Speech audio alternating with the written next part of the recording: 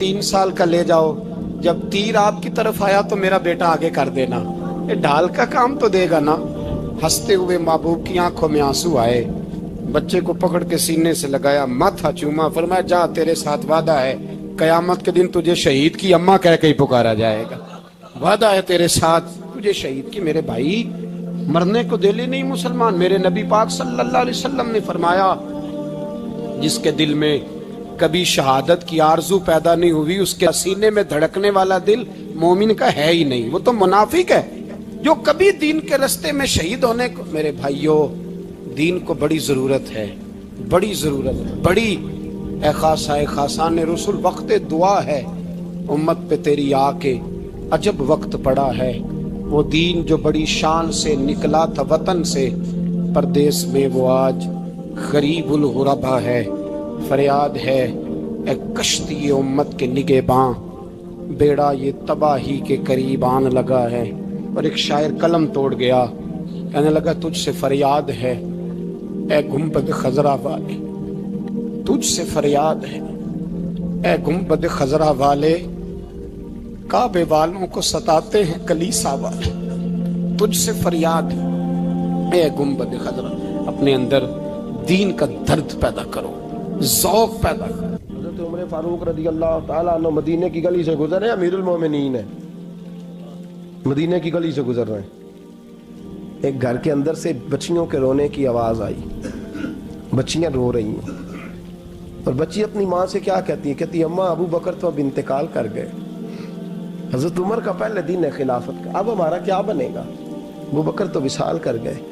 حضرت عمر فاروق رضی اللہ تعالیٰ عنہ نے رونے کی آواز سنی، دروازے پہ دستک دی، کہا بیٹو کیا بات ہے؟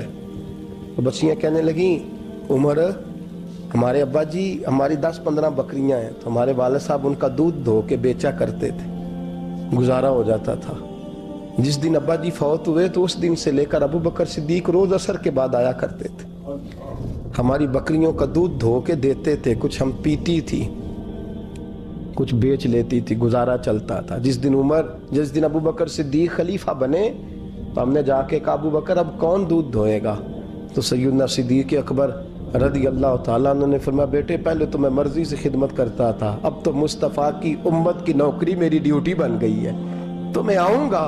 بچیاں رو رہی ہیں، حضرت عمر کو بتاتی ہیں، کہتی ہیں ابو بکر چلے گئے ہیں تو ہم پریشان ہیں، یتیم ہیں، لاوارث ہیں، بھائی کوئی نہیں، کون آئے گا، کون دیکھ بھال کرے گا؟ حضرت عمر فاروق گھٹنوں کے بل زمین پہ بیٹھ گئے، ان چھوٹی چھوٹی بچیوں کو سینے سے لگایا، فرمانے لگے میں ابو بکر کا کیا کروں، میرے لیے رستے بڑے مشکل کر گیا ہے، میں اس کے کس بادشاہ وقت ہو کے وہ غریبوں کے گھروں میں آ کے ان کی بکریوں کا دودھ بھی دوتا تھا، امیر المومنین ہو کے یہ رنگ بھی تھا۔ فرمایا بیٹیوں فکر نہ کرنا، جب تک عمر زندہ رہے گا، عمر آتا رہے گا، یہ نوکری کرتا رہے گا۔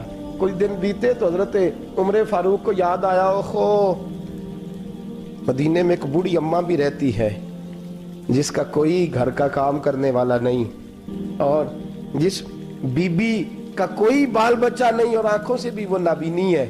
حضرت ابو بکر صدیق رات کے سناٹے میں جایا کرتے تھے، اس کے گھر میں جھاڑو دیتے تھے۔ یہ بادشاہ ہے، اس کی فقیری کا رنگ دیکھو، اس کو کنویں سے پانی بھر کے لا کے دیتے تھے۔